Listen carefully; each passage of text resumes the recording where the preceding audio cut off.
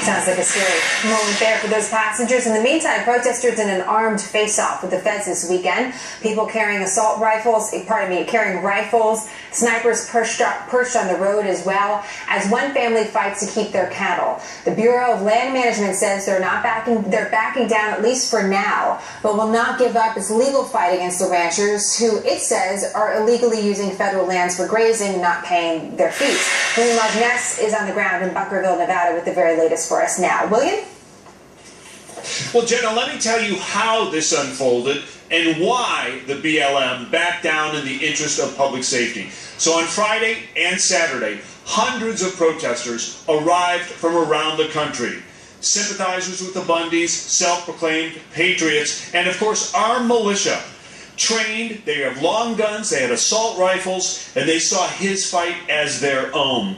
Tensions escalated when BLM refused to release Bundy's cattle. Hundreds of these protesters blocked the freeway. They surrounded armed federal agents. Police and SWAT arrived locally, trying unsuccessfully to separate the two. About 36 cowboys on horseback stood toe to toe with the federal agents who were holding the cattle in holding pens, backed up by militia, some on an overpass with guns trained on the federal agents below.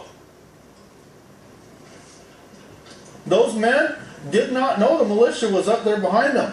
They thought they were on their own because they rode in on horseback underneath that bridge and couldn't see what was going on top. They stood that line of guns by the federal government against them without the knowledge that they had help. The federal agents were lined up with machine guns and tear gas and who knows what else. We stood our ground demanding that the cattle be released. Well, the feds were outnumbered, and after about 30 minutes, they made a deal. They would release the cattle if the protesters would let the agents leave peacefully.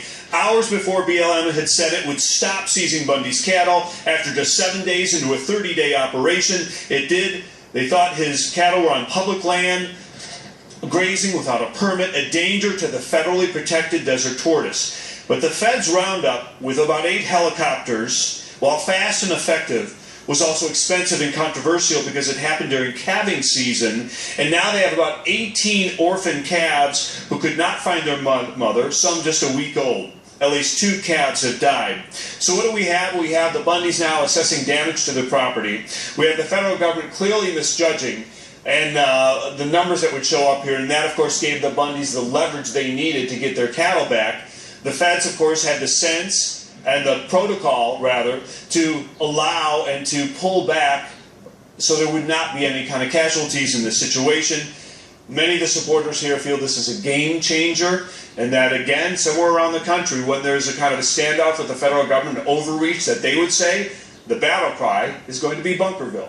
Back to you. And William, just because we can see what's behind you there, obviously there is a little bit of an infrastructure set up for the protesters that came as well. I mean, so for right now, are people leaving? Are they going home? Or are they staying just in case? What's happening?